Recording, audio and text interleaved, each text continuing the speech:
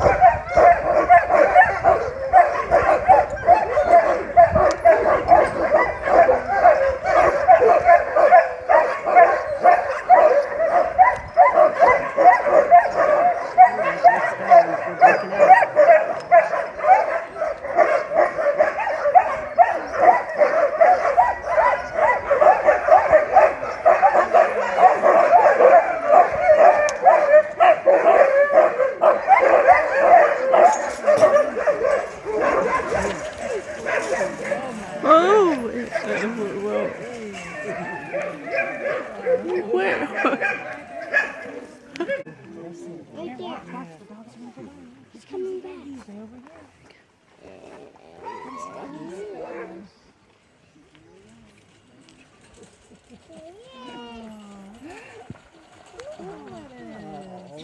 all right, let's hear it for everybody involved. It really does take a village to raise a sled dog team.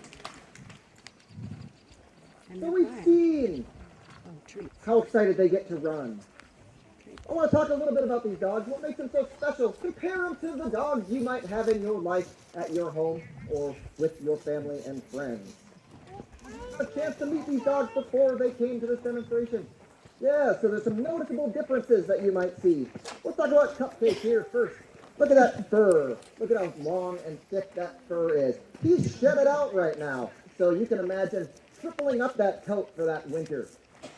The outer coat is much like the rain jacket that you have on right there. Prevents water from saturating the downy layer that keeps them warm down to 40 below zero. Take a look at the feet. Anybody notice their huge feet? Those feet are a purposefully bred adaptation because these dogs oftentimes don't have the luxury of a trail. They might have to break it. Their body that does not have that double coat is their face. So put yourself in our position. We're out in January. We're camping on the trail. It's 35 below zero. We have very meager rations ourselves, and the dogs will simply curl up in the snow. They'll just curl themselves up, toss that tail over their nose. And I have had the luxury of taking a thermometer and sticking it in that crease of the dog and found that even at 30 below zero, a temperature reading of 70 degrees is not uncommon. That's pretty good. One hidden adaptation that I am certainly envious of is something called counter-current circulation. That is the veins and arteries being very close to their selves in their extremities. That warms the blood as it returns to the heart, which prevents them from getting cold-related injuries while standing with no booties on out in the land. How do I adapt to the 30 below? I buy hundreds of dollars worth of hand warmers. How did early mushers adapt to it? They got frostbite and lost digits often. That might be the physical adaptations that allow these dogs to thrive. But let's talk about the dog's position and what makes them special. Imagine yourself as the musher for a second in that team.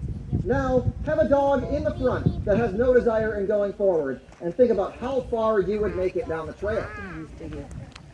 Not very far. So we need leaders that have strong forward drive, but we also need them to be able to listen to us. Imagine yourself for a second as the musher. If you went and the dogs took a left and went down to the buses, it might be a good laugh for us here in the stand, but as a musher, you probably wouldn't be so enthused about that. So we need to be able to communicate with them, and we do that with a couple easy commands that become much more meaningful in the field. A G is a right-hand turn, and a ha is a left-hand turn.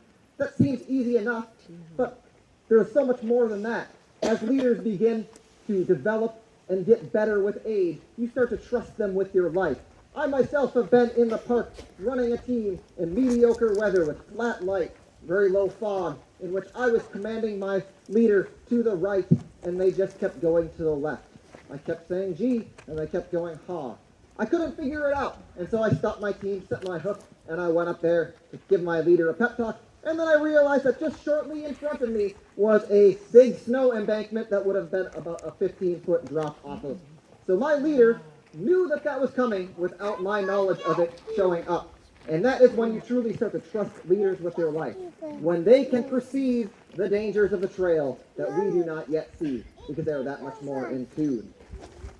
Well, that's a great for the leader, but what about the other dogs? This is a small team today. The next dogs behind are going to be swing dogs. And swing dogs can be either a great leader that you need extra leadership potential in a long team.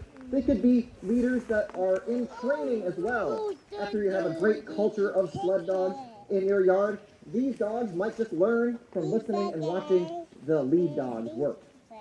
If this was a long team, we would have many positions in the middle that are called team dogs.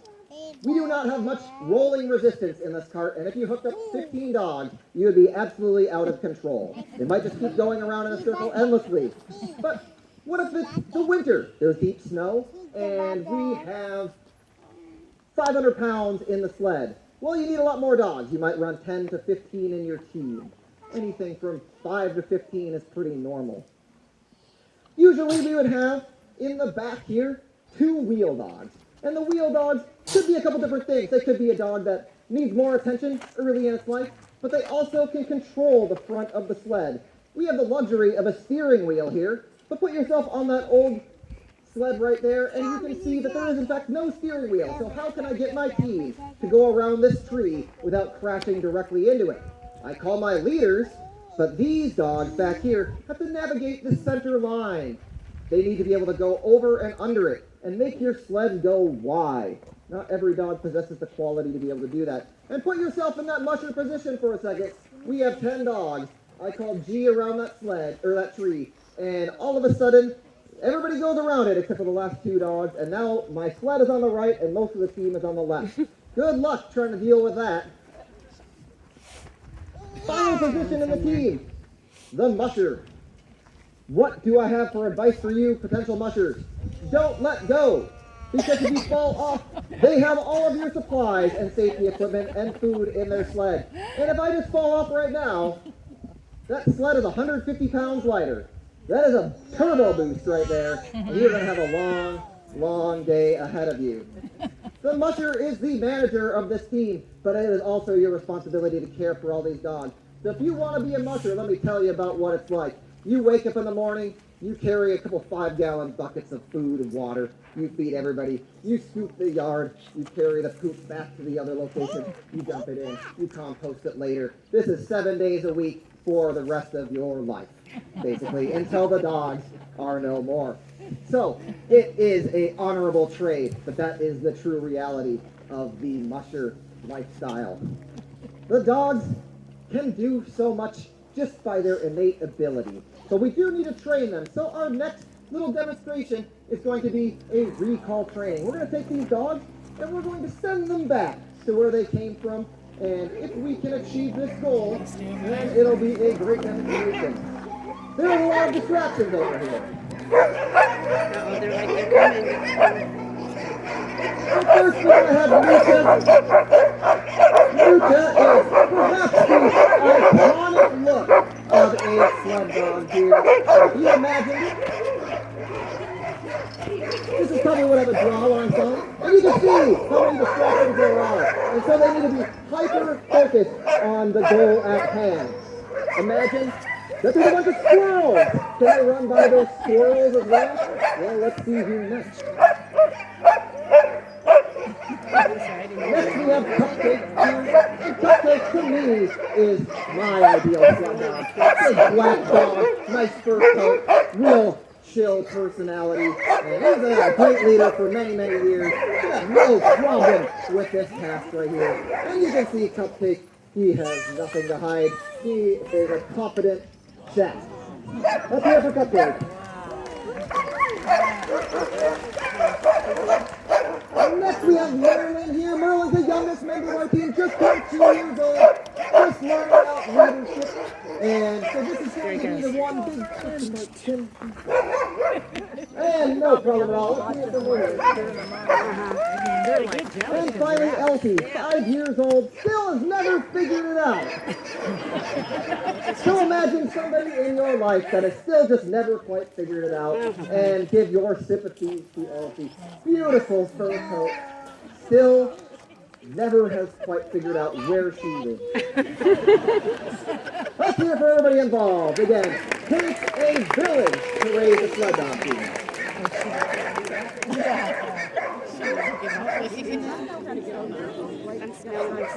We've learned a lot, talked about a lot. I hope you have a better idea of what it takes to train a team and be a musher your dog. The heart and soul of the sled dog.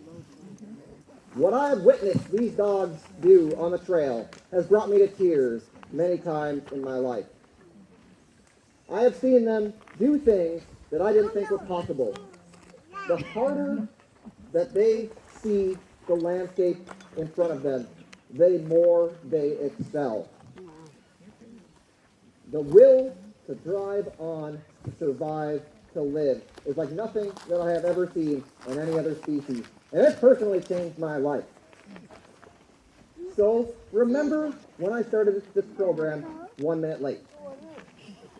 I call on you to invoke the spirit of the sled dog that now exists inside of all of you. When something goes wrong, when the odds seem insurmountable, when things are going poorly, imagine that you have a smiling face and a wagging tail and are ready to take on those challenges in life. Spread that knowledge far and wide. We all have the ability to bring forth things we didn't know we were capable of. And these dogs are proof that it's possible at the snap of a finger. Invoke that spirit of the sled dog. And perhaps this world will be a better place in the future for everybody involved. Thanks much for joining me today. And thank you for visiting the Denali Kennels. I have some